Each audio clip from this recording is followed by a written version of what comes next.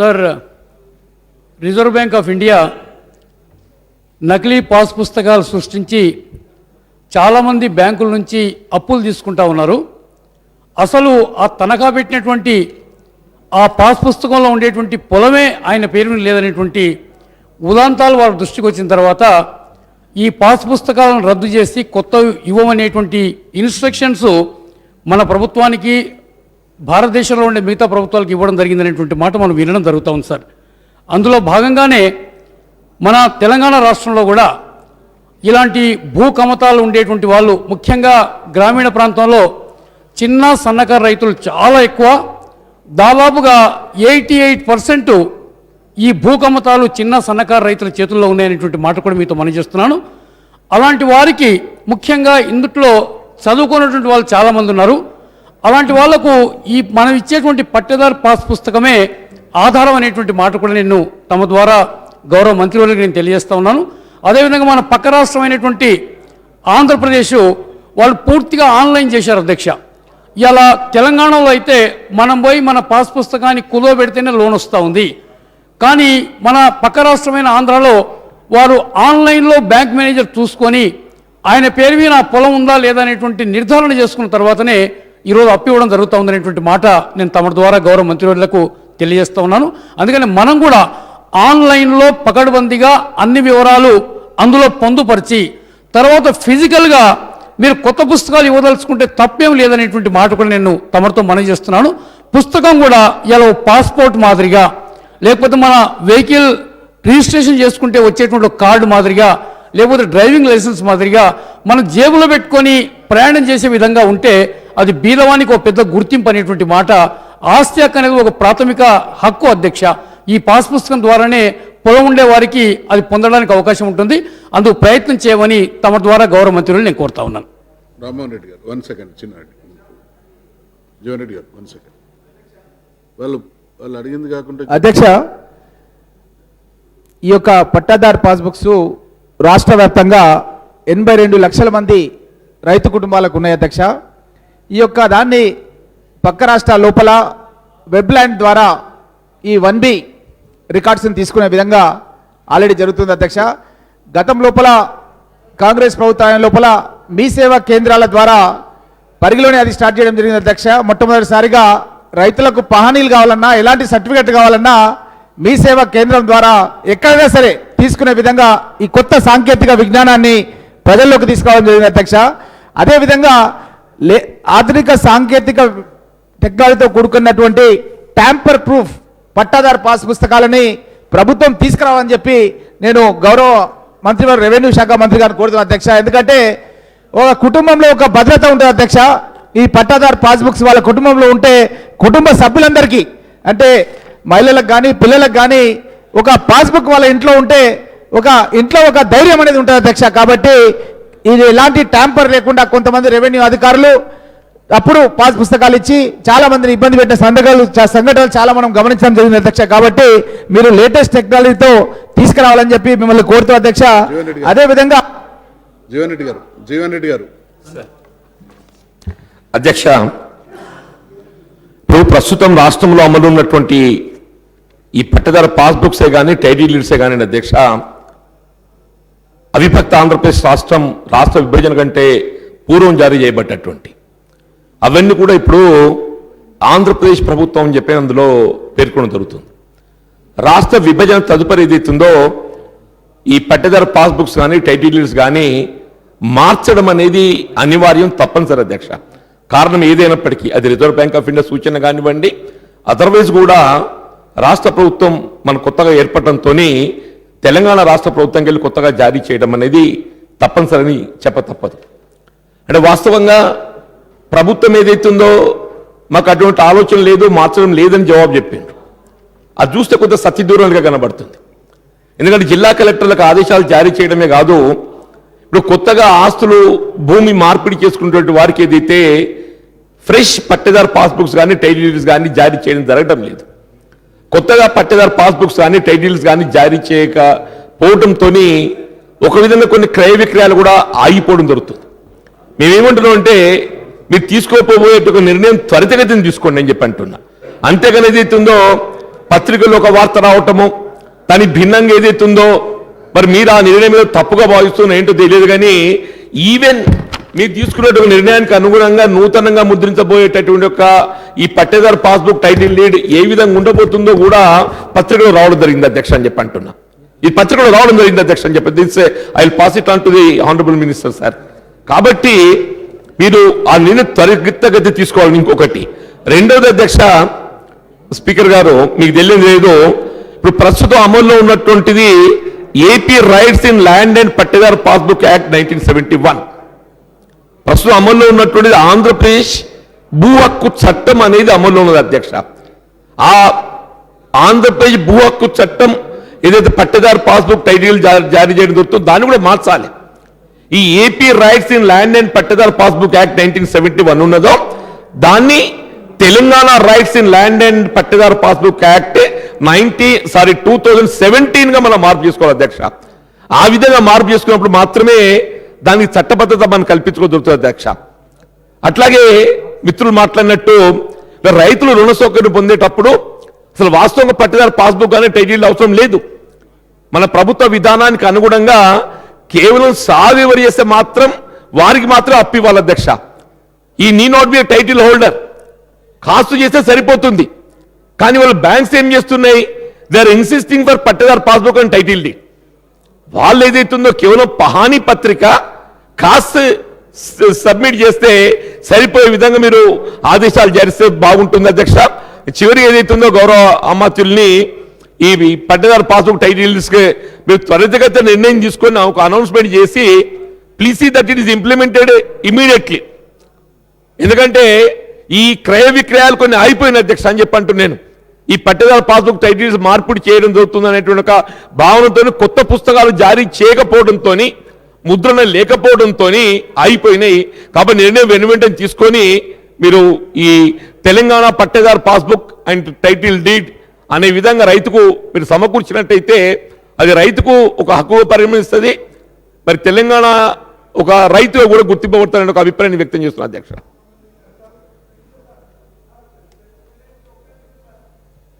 అధ్యక్ష, గౌరవ సభ్యులు సంపత్ కుమార్ గారు, గౌరవ సభ్యులు రామ్మోహన్ రెడ్డి గారు, మా సీనియర్ సభ్యుడు చిన్నారెడ్డి గారు, ఇంకో సీనియర్ సభ్యుడు జీవన్ రెడ్డి గారు, సార్ తప్పకుండా ఇది పాస్బుక్ పట్టా పాస్బుక్ ఇప్పుడు క్యాన్సిల్ చేస్తారు. సంపత్ కుమార్ గారు చెప్పారు, కలెక్టర్స్ ఆదేశం ఇచ్చారు, ఏం ఆదేశం ఇవ్వలేదు. कोई भी पट्टा पासबुक अभी तक कैंसिल नहीं करे. पट्टा पासबुक ये आंध्र प्रदेश का जो पुराना है अभी तक वही चल रहा है टाइटल डीड. हाँ, अलबत्ता इसके बारे में गौर कर रहे हैं अध्यक्षा. बिल्कुल हाई सिक्योरिटी जिस तरह भी अपन पासपोर्ट बनाते हैं ना अध्यक्षा, उस तरह के हम लोग देख रहे हैं ऐसे पासबुक बने जो जिस तरह हमारे जीवन रेड्डी साहब भी गए और हमारे राममोहन रेड्डी साहब भी, क्या वो जेब में आ सके. बड़ा इससे पहले बहुत बड़े बड़े पासबुक थे जो जेब में नहीं आ सकते थे.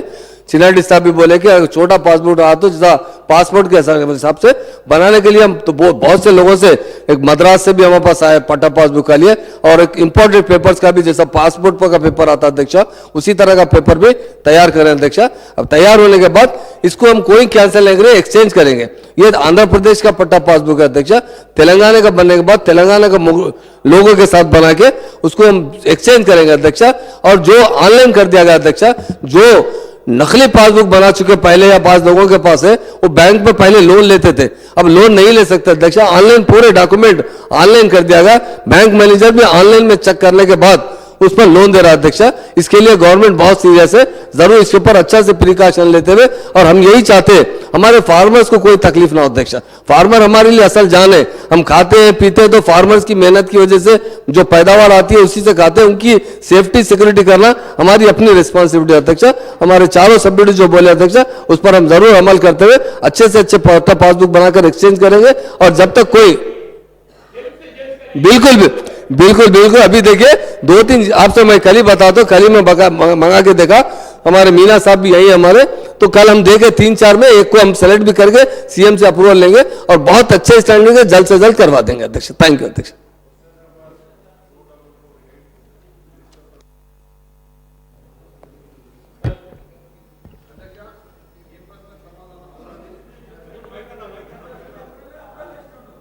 Mike, please.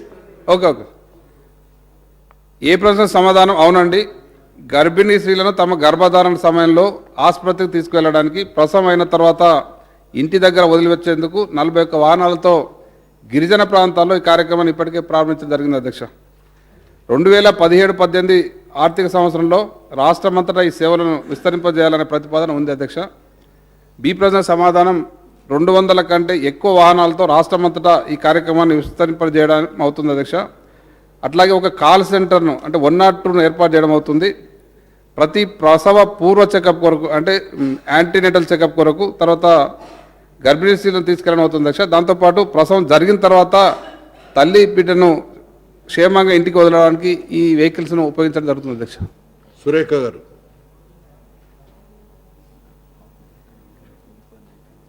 అధ్యక్ష, గతంలో గవర్నమెంట్ హాస్పిటల్కి వెళ్ళాలంటే మరి నేను గవర్నమెంట్ హాస్పిటల్కి వెళ్ళను అనేటువంటి పరిస్థితి ఉండేది అధ్యక్ష.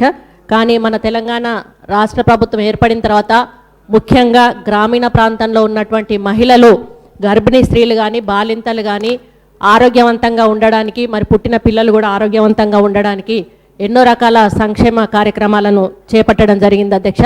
దాంట్లో భాగంగానే ఈరోజు ఏదైతే ఆరోగ్యలక్ష్మి కార్యక్రమం ద్వారా పౌష్టికాహారాన్ని మరి గర్భిణీ స్త్రీలకు అందించడము, అదేవిధంగా ప్రభుత్వ హాస్పిటళ్లలో గర్భిణీ ప్రసవాలను మరి ఎంకరేజ్ చేయడానికి ఈరోజు 12,000 రూపాయలు ఏదైతే 3 విడతలుగా ఇస్తూ ఉన్నారో మరి అది కూడా ఎంతో ఉపయోగకరంగా ఉంటుంది అధ్యక్ష. మరి మొన్న ఈ మధ్యనే మన ప్రభుత్వము ముఖ్యమంత్రి గారి నాయకత్వంలో పుట్టిన పిల్లలకు కూడా కేసీఆర్ కిట్ అనేది ఇవ్వడం అనేది కూడా చాలా హర్షం వ్యక్తం అవుతా ఉంది అధ్యక్ష. మరి దీంతో పాటుగా వాళ్ళు కూలికి వెళ్ళకూడదు, మంచి ఆహారం తీసుకోవాలి, పుట్టిన పిల్లలు మంచి ఆరోగ్యవంతంగా ఉండాలి అని చెప్పి మరి అన్ని రకాల చర్యలు ఈరోజు ప్రభుత్వం తీసుకుంటా ఉంది అధ్యక్ష. ముఖ్యంగా ప్రైవేట్ హాస్పిటళ్లకు వెళ్ళాలంటే నార్మల్ డెలివరీకి ఒక 20-30,000, మరి సిజేరియన్స్ అయితే దాదాపు 1 lakh రూపీస్ ఈరోజు ఖర్చు అయ్యేటువంటి పరిస్థితి ఉంది అధ్యక్ష. మరి పక్కన ఉన్నటువంటి అటెండెంట్స్ వాళ్ళందరూ కూడా బయట నుంచే భోజనాలు తెచ్చుకోవాలి ప్రైవేట్ హాస్పిటల్స్ అయితే. మరి అవసరం ఉన్నా లేకున్నా ఎన్నో మరి టెస్టులు చేసి వాళ్ళకి అదనపు ఆర్థిక భారాన్ని మోపేటువంటి పరిస్థితి ఈరోజు ప్రైవేట్ హాస్పిటల్స్లో ఉంది అధ్యక్ష. కానీ ఈరోజు ప్రభుత్వం చేపడుతున్నటువంటి ఈ ప్రభుత్వ కార్యక్రమాలు ఏవైతే ఉన్నాయో మరి పల్లెటూర్ల నుంచే కాకుండా సిటీలో ఉన్నటువంటి వాళ్ళు కూడా గవర్నమెంట్ హాస్పిటల్ని మరి ప్రిఫర్ చేస్తున్న విషయాన్ని ఈ సందర్భంగా మరి ప్రభుత్వ దృష్టికి తీసుకొస్తా ఉన్నాను అధ్యక్ష. మరి ఇంకా మనం దీన్ని ఎంకరేజ్ చేయాలంటే ఇంకా కొన్ని చర్యలను కూడా చేపట్టాల్సిన అవసరం ఉంది. మరి ఈరోజు మంత్రి గారు ఏదైతే చెప్పారో డెలివరీ అయినటువంటి మరి తల్లి బిడ్డను కూడా ఇంటి దగ్గర క్షేమంగా చేరుస్తామనేటిది మరి అది చాలా సంతోషకరమైన విషయం అధ్యక్ష. మరి దాంట్లో గవర్నమెంట్ మరి ఎన్ని మెటర్నిటీ హాస్పిటల్స్ మొత్తం మన స్టేట్లో ఉన్నాయి, మరి ఎన్ని వెహికల్స్ను మీరు సమకూరుస్తూ ఉన్నారు, మరి ఒకవేళ వాహనం లేని హాస్పిటల్స్ను మరి అక్కడి నుంచి ట్రాన్స్పోర్ట్ చేయాలంటే డిశ్చార్జ్ అయిన పేషెంట్స్ను ఏ విధంగా మరి పంపిస్తారు, వాళ్ళకి ఏమైనా డబ్బులు ఖర్చుల కోసం ఇస్తారా, మరి అదే కాకుండా డెలివరీస్ని ఎంకరేజ్ చేయడానికి ఎక్కువ డెలివరీస్ అయిన హాస్పిటల్స్కి కానీ డెలివరీస్ చేసిన డాక్టర్స్కి కానీ ఏమైనా ప్రోత్సాహకాలు ఇచ్చేటువంటి ఆలోచనలో ప్రభుత్వం ఉందా? మరి అదేవిధంగా ప్రతి హాస్పిటల్లో కూడా తప్పనిసరిగా గైనకాలజిస్ట్ ఉండే విధంగా గైనకాలజిస్ట్తో పాటు పేడియాట్రిషియన్ కూడా ఉండాలి అధ్యక్ష. ఎందుకంటే చాలా చోట్ల పేడియాట్రిషియన్స్ లేకపోయే వరకు ఆ పిల్లల్ని తీసుకెళ్ళి వేరే హాస్పిటల్ జనరల్ హాస్పిటల్స్లో పెట్టడం వలన మరి తల్లి ఒక చోట బిడ్డ ఒక చోట ఉండడం వలన మరి తల్లి పాలు బిడ్డకు పట్టించలేనటువంటి పరిస్థితుల్లో బయట పాలను పట్టాల్సిన అవసరం వస్తుంది అధ్యక్ష. ఈ విధంగా మరి ఈ మెజర్మెంట్స్ అన్నీ కూడా చూసి మరి ప్రికాషన్స్ తీసుకొని తల్లి బిడ్డ ఒక దగ్గరే ఉండే విధంగా ప్రతి చోట కూడా గైనకాలజిస్ట్ పేడియాట్రిషియన్ ఉండే విధంగా మరి అదేవిధంగా వెహికల్స్ లేని చోట వాళ్ళకు ట్రాన్స్పోర్టేషన్ కోసం సదుపాయాలు కల్పించే విధంగా మరి అంతేకాకుండా ముఖ్యంగా గ్రామాలలో డెలివరీ అంటే ఆరోగ్యలక్ష్మి కింద అంగన్వాడీస్కి వస్తారు అధ్యక్ష. వచ్చినప్పుడు కూడా వాళ్ళు అంగన్వాడీ టీచర్స్ కూడా ప్రెగ్నెన్సీ ఉమెన్స్ని గవర్నమెంట్ హాస్పిటల్స్కి పంపించే విధంగా మరి వాళ్ళు ఒక డెలివరీకి ముందే ఇప్పుడు మనం ముందు కొంచెం అడ్వాన్స్గా తీసుకొచ్చినట్టయితే వాళ్ళకు ఇబ్బంది కలగకుండా పెయిన్స్ వచ్చిన తర్వాత తీసుకురావడం అంటే అది కూడా కొంత ఇబ్బందికరం అధ్యక్ష. ఇటువంటివన్నీ కూడా మరి వాళ్ళకి అవగాహన కల్పించి అంగన్వాడీస్ ద్వారా అక్కడ ఉన్నటువంటి గర్భిణీ స్త్రీలకు కల్పించి ఒక మంచి ఆరోగ్యవంతమైన బిడ్డను కనే విధంగా మంచి వాతావరణాన్ని ప్రభుత్వం కల్పించాలని ఈ సందర్భంగా కోరుకుంటూ మరి నేను అడిగిన ప్రశ్నలకు మంత్రి గారిని సమాధానం చెప్పాల్సిందిగా కోరుతా ఉన్నాను అధ్యక్ష. రేఖ గారు. అధ్యక్ష ధన్యవాదాలు అధ్యక్ష. మరి మీ ద్వారా ముఖ్యమంత్రి గారికి అలాగే హెల్త్ మినిస్టర్ గారికి నేను ధన్యవాదాలు చెప్తాను. ఎందుకంటే మా దగ్గర ఇప్పటివరకు ఒక 5-6 సార్లు వచ్చి విజిట్ చేసి ఏజెన్సీ ప్రాంతాల్లో ఎలాంటి ప్రాబ్లం లేకుండా మరి ఆ హాస్పిటల్స్లో అన్ని ఫెసిలిటీస్ పెట్టడం జరిగింది అధ్యక్ష. కానీ అలాగే మరి మా ఖానాపూర్ కాన్స్టిట్యున్సీలో ఏజెన్సీ ప్రాంతాల్లో అయితే మరి ప్రెగ్నెంట్స్ ఉమెన్స్కి అయితే ఫ్రీ ఫెసిలిటీస్ ట్రాన్స్పోర్ట్ ఫెసిలిటీస్ ఇస్తున్నారు అధ్యక్ష. మరి మా ఖానాపూర్ హెడ్ క్వార్టర్లో కాన్స్టిట్యున్సీ హెడ్ క్వార్టర్లో ఇప్పటివరకు అలాంటి ఫెసిలిటీస్ లేవు. మరి అక్కడ గైనకాలజిస్ట్ డాక్టర్ లేరు. చాలా ఇబ్బంది ఉంది అధ్యక్ష. ఎందుకంటే అది ఏజెన్సీ నాన్ ఏజెన్సీలో ఉండి కూడా మరి కడంలో మరి గంగాపూర్ కానివ్వండి, అలంపల్లి కానివ్వండి, అది లోపల డీప్ ఫారెస్ట్లో ఉంటాయి అధ్యక్ష ఆ గ్రామాలు. మరి అక్కడ వాస్తవంగా 108, 104 వెహికల్స్ కూడా లేదు అధ్యక్ష కడం మండల్లో. మరి అలాంటిది ఆ ప్రెగ్నెంట్ ఉమెన్ హాస్పిటల్లో వరకు వచ్చే వరకు చాలా ఇబ్బంది పడుతున్నారు. మరి ఆ ఫెసిలిటీస్ కూడా పెడితే చాలా బాగుంటుందని మీ ద్వారా నేను కోరుకోవడం జరుగుతుంది అధ్యక్ష. ధన్యవాదాలు. మినిస్టర్ గారు.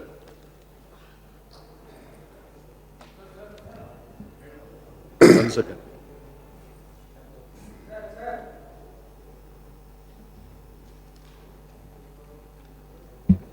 సార్, ఇన్స్టిట్యూషనల్ డెలివరీస్ అనేది చాలా ముఖ్యం సార్. అది మా కాంగ్రెస్ హయాంలో కూడా మేము దాన్ని చాలా ఎంకరేజ్ చేస్తూ వచ్చాము.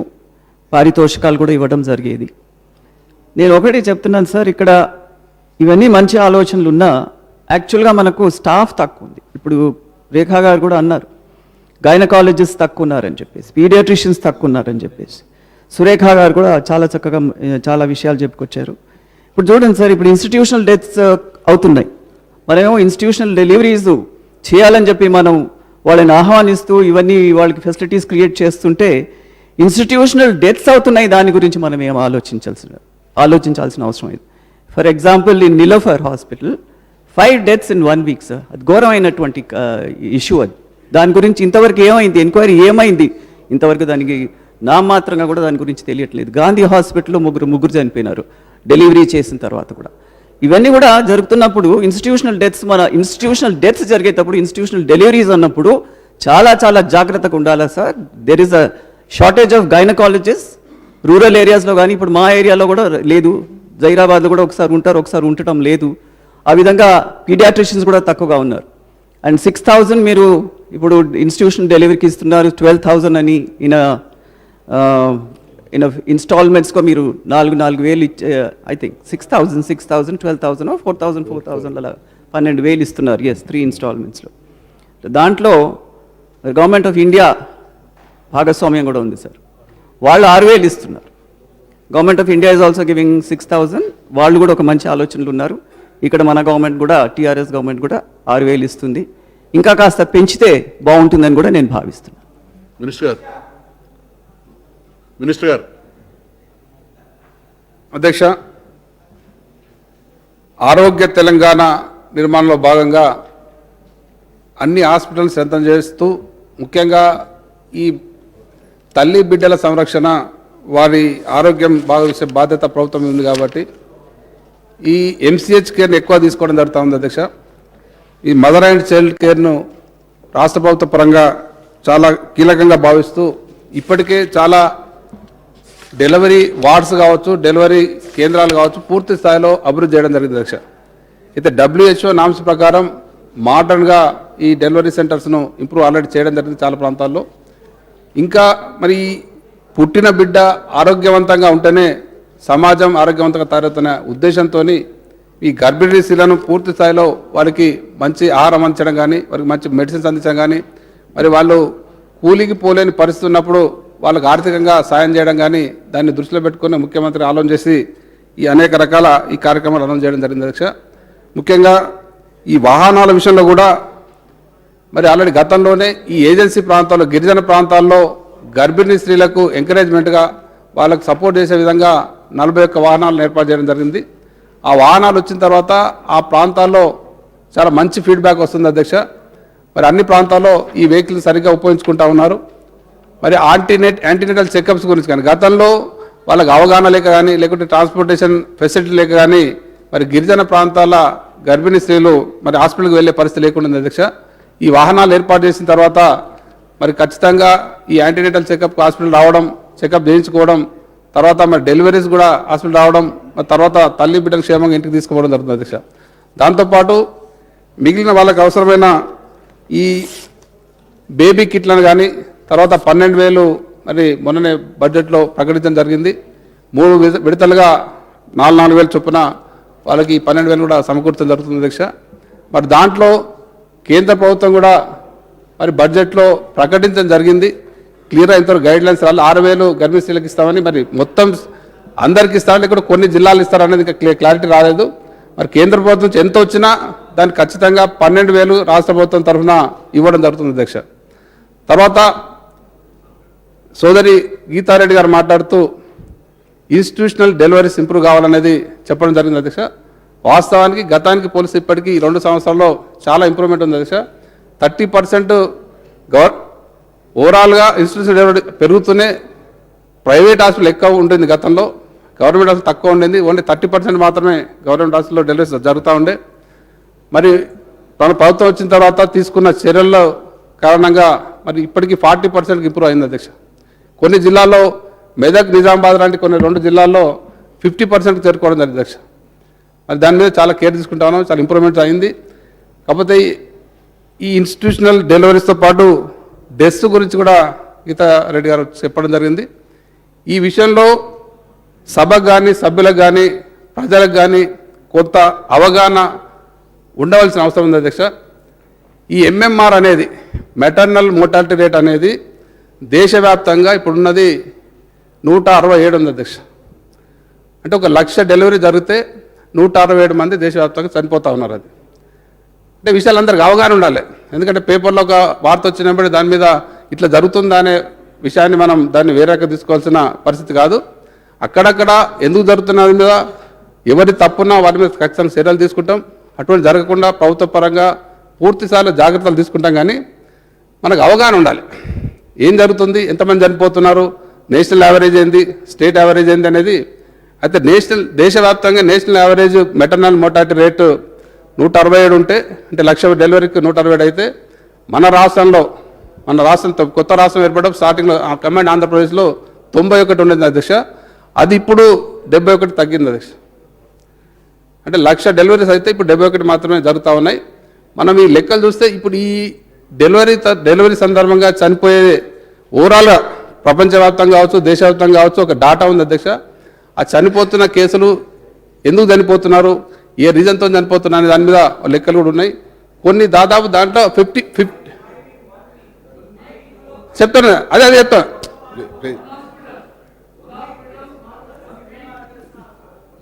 అయ్యే చిన్నగా అదే చెప్తా ఉన్నాను. దాని విషయం నేను ఎందుకంటే సందర్భం వచ్చింది కాబట్టి డెత్ విషయంలో ప్రజలకు అవగాహన ఉండాలి. ఇంకొకటి, మొన్న గాంధీ హాస్పిటల్లో కరెంటు పోయిన దాంతో 20 మంది చనిపోయిన ఒకరోజు పేపర్లు వచ్చింది. అది దేశవ్యాప్తంగా వార్త వచ్చింది. చిన్నగా వినండి, కొద్దిసేపు వింటే మనకు మొత్తం ఓవరాల్ ప్రజలకు తెలియాలి, మీకు తెలియాలి, నాకు తెలియాలి. ఎందుకంటే వాస్తవానికి అది ఆ పేపర్లు వచ్చిన రోజు నేను పేపర్ చూస్తే అది ఇంతమంది చనిపోయినా నేను కూడా అనుకున్నా. ఇప్పుడే కాదు, అది ఉస్మానియా కానీ గాంధీ కానీ యావరేజ్గా 25 to 30 days గాంధీ హాస్పిటల్ జరుగుతూ ఉన్నాయి. అయితే ఆ రోజు పేపర్లో వచ్చిన వార్త ఏంటంటే ఆ రోజు జనరేటర్ పనిచేయడం వల్ల కరెంటు పోయిన దానివల్ల 20 మంది చనిపోయినని రాసి అది నేషనల్ లెవెల్ న్యూస్ అయింది. కానీ వాస్తవానికి గాంధీ హాస్పిటల్లో ప్రతిరోజు యావరేజ్గా 25 నుంచి 30 మంది చనిపోతూ ఉన్నారు.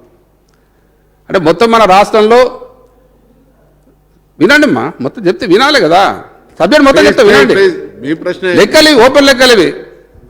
ఎందుకు కాదు, మొత్తం రాష్ట్రంలో ప్రతి సంవత్సరం 6 నుండి 6.5 లక్షల మంది పుడతా ఉన్నారు.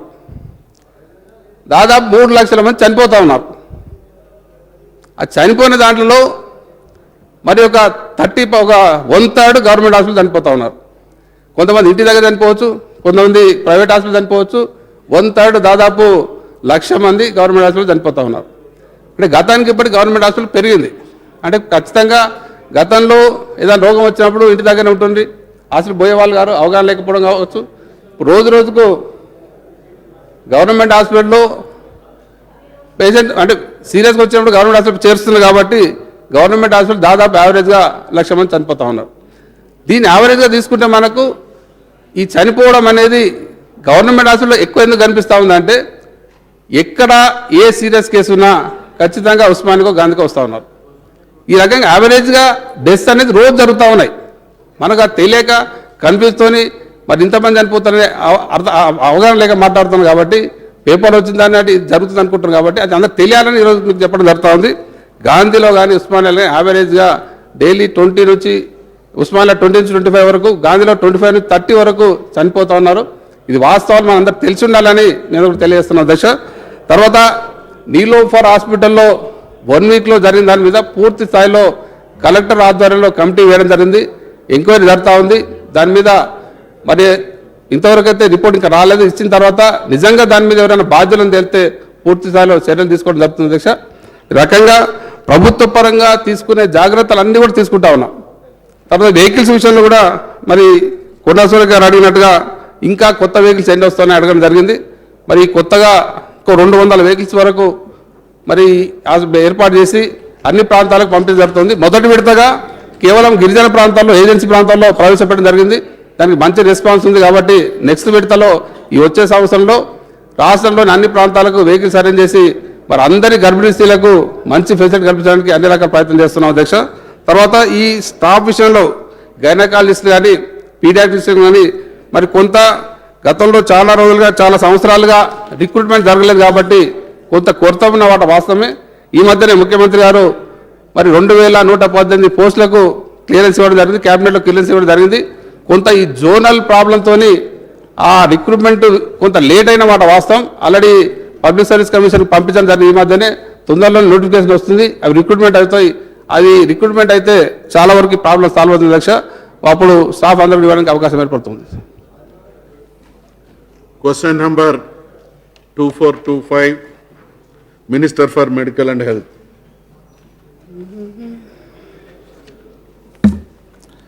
అధ్యక్ష, ఏ ప్రశ్న సమాధానం అవునండి, బి ప్రశ్న సమాధానం అవునండి, సి ప్రశ్న సమాధానం అనుబంధం 1 రూపంలో సమావేశంలో ఉంచడం జరిగింది అధ్యక్ష. ఈ అనుబంధం 1 ప్రతి జిల్లాలో ఒక జిల్లా ఆసుపత్రి స్థాయిని పెంచాలనే ప్రభుత్వ విధానం ప్రకారం ఇటీవలే 100 పడకల కొత్తగూడెం ఏరియా ఆసుపత్రిని 250 పడకల జిల్లా ఆసుపత్రి స్థాయి పెంచాలని ప్రతిపాదించడం జరిగింది అధ్యక్ష. కొత్తగా ఏర్పాటు చేసిన జిల్లాల్లో ఏరియా ఆసుపత్రులు, కమ్యూనిటీ హెల్త్ సెంటర్లు, జిల్లా ఆసుపత్రుల స్థాయిని పెంచే ప్రతిపాదనలు తెలంగాణ వైద్య విధాన పరిషత్ పరిపాలన యంత్రంలో ఉన్నాయని తెలియజేయడం అధ్యక్ష. జిల్లా ఆసుపత్రులు స్థాయిని పెంచే ఏరియా ఆసుపత్రుల్లో కొత్తగూడెం ఏరియా ఆసుపత్రి కూడా ఒకటి ఉంది అధ్యక్ష. వివిధ టీబీపీ ఆసుపత్రుల్లో పీపీపీ విధానం కింద 34 డయాలసిస్ కేంద్రాలను ఏర్పాటు చేయడానికి ప్రభుత్వం 11/8/2016 తేదీ గల హెచ్ఎంఎఫ్డబ్ల్యూ శాఖ జీవోఆర్టీ నెంబర్ 525 ద్వారా అనుమతి ఇచ్చింది. వీటిలో కొత్తగూడెం ఏరియా ఆసుపత్రిని కూడా చేర్చడం జరిగింది అధ్యక్ష. హైదరాబాద్లోని ఉస్మానియా ఆసుపత్రి, గాంధీ ఆసుపత్రి, నిమ్స్ పర్యవేక్షణ కింద ఈ డయాలసిస్ యూనిట్ల సమగ్ర పర్యవేక్షణ నిర్వహణతో హబ్ అండ్ స్పోక్ పద్ధతిలో టెండర్లు పిలిచి తుది రూపం ఇవ్వాల్సిందిగా టీఎస్ఎంఎస్ ఐడీసీని ఆదేశించడం జరిగింది అధ్యక్ష. వెంకట్రావు గారు.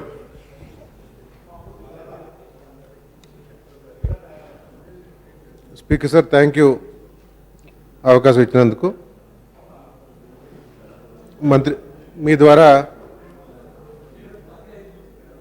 ముఖ్యమంత్రి గారిని అదేవిధంగా మంత్రి గారికి ధన్యవాదాలు తెలియజేస్తున్నాం. ఎందుకంటే కొత్తగూడెం హాస్పిటల్లో అనేక ఇబ్బందులు ఉన్నాయి, దాన్ని కొంచెం మార్చుకోవాలని చెప్పి ఆలోచనతో ఎప్పటి నుంచో మాట్లాడుతుంటే ఆ హాస్పిటల్లో ఒక డిజిటల్ ఎక్స్రే మెషిన్ పెట్టడం జరిగింది. దాంతోపాటు ఇంకెన్నో సదుపాయాలు కావాలని చెప్పి అడుగుతా ఉన్నాం, త్వరలో చేస్తారని చెప్పి అనుకుంటున్నాను. ఇందుకు ముఖ్యంగా పెద్ద ప్రాబ్లం ఏంటంటే మాకు శాంక్షన్ అయిన 76 పోస్టుల్లో ఇప్పటికి 23 పోస్టులు ఖాళీగా ఉన్నాయి.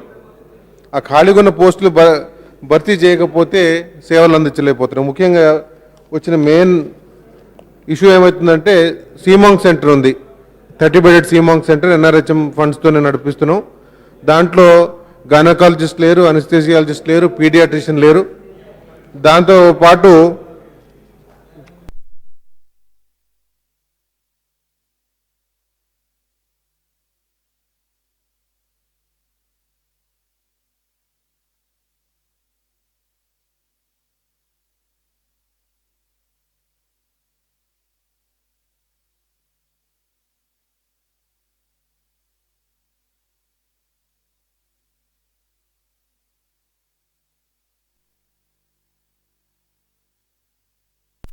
ప్రాంతానికి ఇంకా ప్రాముఖ్యత రావాలని చెప్పి మంత్రి గారిని కోరుతూ, అదే కాకుండా కొత్తగూడెం ఏరియా హాస్పిటల్లో పాత బిల్డింగ్ ఉంది, ఆ పాత బిల్డింగ్ని డెమోలిషన్ చేయాలని చెప్పి ఆ హాస్పిటల్ కమిటీ చైర్మన్ కింద నేనే ప్రతిపాదన చేసి ఆ డెమోలిషన్ యాక్టివిటీ స్టార్ట్ చేయబోతున్నాం.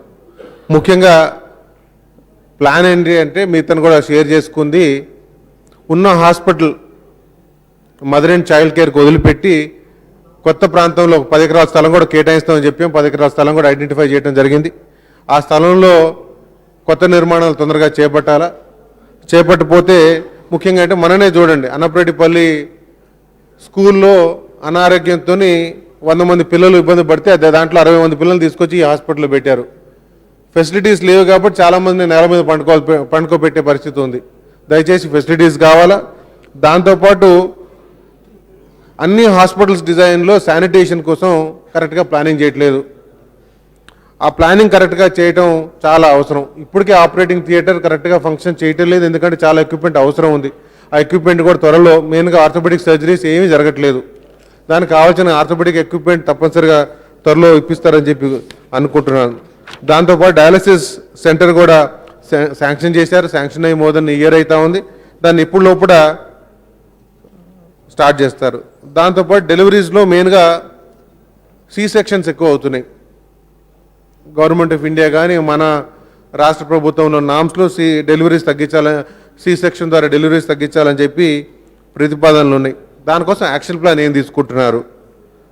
ఈ యాక్షన్ ప్లాన్స్ ద్వారా మెయిన్గా ఏంటంటే కావాల్సింది ఈ అవుట్ పేషెంట్లో కరెక్ట్గా మానిటరింగ్ లేదని నేను భావిస్తున్నాను. ఎందుకంటే అవుట్ పేషెంట్లు ఏమైతే ఉందంటే పెద్ద ఎత్తున పేషెంట్స్ వస్తున్నారు. ఆ వచ్చే పేషెంట్స్ డేటా, పలానా వెంకట్రావు వచ్చాడు, పలానా ఎల్ల వచ్చాడు, పలానా పొల్లమ్మ వచ్చింది, ఎక్కడి నుంచి వచ్చారనే డేటా మన బుక్స్లో ఎక్కడ లేదు. వచ్చారని చెప్పి తెలుస్తుంది కాబట్టి ఏంటి అడ్రస్, ఎక్కడున్నారు, వాళ్ళకి వచ్చిన ఇబ్బంది ఏంటి, దాన్ని ఏ విధంగా ఫాలోఅప్ చేసుకుంటాం అనేది ఎక్కడ లేదు. ఇది మన ఫార్మాట్స్ లేదు. ఈ ఫార్మాట్ మార్చాల్సిన అవసరం ఉంది. దాంతోపాటు మెయిన్గా మున్సిపల్ ఏరియాలో ఏరియా హాస్పిటల్ ఉంది కాబట్టి అర్బన్ హెల్త్ సెంటర్స్కి ఈ హాస్పిటల్కి ఎట్లా ఇంటిగ్రేట్ చేస్తున్నారు, ప్లాన్ ఏంటి గవర్నమెంట్ది, ఈ ప్లాన్ కూడా తేల్చాల్సిన అవసరం ఉంది. కంప్యూటరైజేషన్ కొన్ని హైదరాబాద్లోని కొన్ని హాస్పిటల్స్ చేస్తున్నారని చెప్పి అడిగాను. మేము మంత్రి గారిని, అదేవిధంగా ప్రిన్సిపల్ సెక్రటరీ గారిని కొత్తగూడెం కూడా పైలట్ ప్రాజెక్ట్ కింద తీసుకొని దాన్ని కూడా టేకప్ చేయండి అని చెప్పి కోరాం. దాన్ని కూడా కొంత త్వరగా చేయాలని చెప్పి కోరుతున్నాను. దాంతోపాటు నేషనల్ హైవే మీద ఉన్నాం కాబట్టి అనేక యాక్సిడెంట్స్ అవుతున్నాయి. ఈ ట్రామా ప్రాబ్లమ్ని సార్ట్అవుట్ చేయడానికి ట్రామా సెంటర్ ఏ విధంగా చేస్తారు, దాన్ని ఎస్టాబ్లిష్మెంట్లు ఏం చేస్తున్నారు? మెయిన్గా ప్రతి ఒక్క ఇబ్బందితో పేషెంట్ వస్తే రిఫరల్స్, దయచేసి మన హాస్పిటల్ డేటాలో ఎన్ని రిఫరల్స్ ఉన్నాయి అది కూడా మనం మానిటర్ చేయాల్సిన అవసరం ఉంది. ఈ రిఫరల్స్ చాలా ఎక్కువగా అవుతున్నాయని చెప్పి నేను భావిస్తున్నాను. ఎందుకంటే గతంలో సత్తుపల్లి ఎమ్మెల్యేగా ఉన్నప్పుడు కూడా హాస్పిటల్ కమిటీ చైర్మన్గా చాలా మానిటర్ చేసి రిఫరల్స్ పర్సంటేజ్ తగ్గించాం. రిఫరల్స్ అనేది ఎక్కడ మనం టార్గెట్ చేయటం లేదు. రిఫరల్స్ అనేది తప్పనిసరిగా రావాలా. దాని ద్వారా రిఫరల్స్ పర్సంటేజ్ తగ్గిస్తే ఆటోమేటిక్గా అక్కడ డాక్టర్స్ పైన పనిచేయాలని చెప్పి ఒత్తిడి వస్తుంది. దాంతోపాటు 104 వెహికల్స్ మా జిల్లాలో తక్కువ ఉన్నాయి, ఇంకా అదనంగా కావాల్సిన అవసరం ఉంది. ఈ మధ్యకాలంలో ఒక వెహికల్ కాలిపోయిందని చెప్పారు. దాదాపు పాల్వంచ్ హాస్పిటల్లో ఎప్పుడు చూసినా కానీ 2 వెహికల్స్ ఖండం అయిపోయి పార్క్ చేసి ఉంటాయి. సో దయచేసి ఇవి కూడా పరిగణనలో పెట్టుకొని చేయాలా. 10 ఎకరాల భూమి ఇప్పటికే కేటాయించడం జరిగింది. ఆ 10 ఎకరాల భూమి ఏం చేయబోతున్నారు, ఏ విధంగా మొదలు పెడుతున్నారు, ఎప్పుడు కలిసి చేస్తారు కొంచెం చెప్పండి. ఎందుకంటే పెద్ద ఎత్తున ఇబ్బందులు ఉన్నాయి. ఆ ఇబ్బందులు ఏమైపోతుందంటే ఆ రోజు హాస్పిటల్ ఇబ్బంది వస్తుంది, అక్కడ లోకల్గా ఉన్నప్పుడు మేము అక్కడ పోయి హాస్పిటల్ కూర్చోవడం అవుతుంది. దయచేసి ఆ ఇబ్బందులు ఎలా దూరం చేయాలి దయచేసి చెప్పాలా. అధ్యక్ష, గౌరవ సభ్యులు వెంకట్రావు గారు వాళ్ళ కొత్తగూడెం హాస్పిటల్ గురించి చాలా వివరంగా చెప్పడం జరిగింది. తప్పకుండా వారు అడిగిన వాటిని అన్నిటి కూడా పూర్తిగా కంప్లీట్ చేయడం అధ్యక్ష. ఈ సీమాంగ్ సెంటర్లో అయితే ఖాళీలు ఉన్నాయన్నారో ఇప్పటికే కలెక్టర్ పర్మిషన్ ఇవ్వడం జరిగింది. తొందరగా రిక్రూట్మెంట్ జరుగుతుంది. మిగతా స్టాఫ్ విషయంలో ఇంతకుముందు చెప్పినట్టుగా రిక్రూట్మెంట్ ప్రాసెస్ జరుగుతుంది కాబట్టి ఆ షార్టేజ్ కూడా తగ్గిపోతుంది.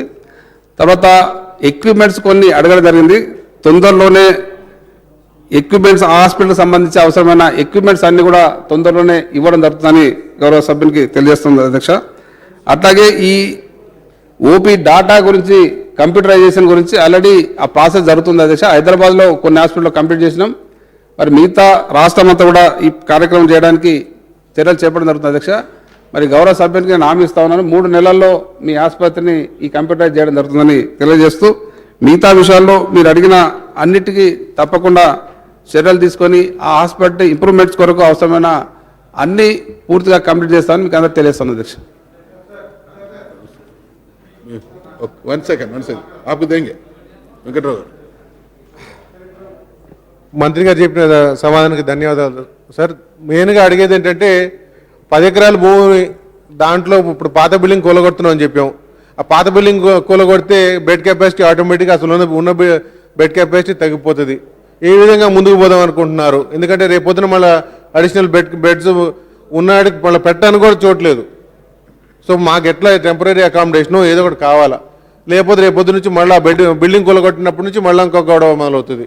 సో దయచేసి ఈ ప్రణాళిక ఏదైతే ఉందో టైం బౌండ్ మేనర్లో చేయాల్సిన అవసరం ఉంది. ఆల్టర్నేట్ అరేంజ్మెంట్స్ కూడా కావాలా, లేకపోతే ప్రజలకు అక్కడ సేవ్ చేసే పరిస్థితులు లేదు. సో తప్పనిసరిగా మీరు దాన్ని కూడా స్పందించాలని చెప్పి కోరుతున్నాను. आप बात करिए.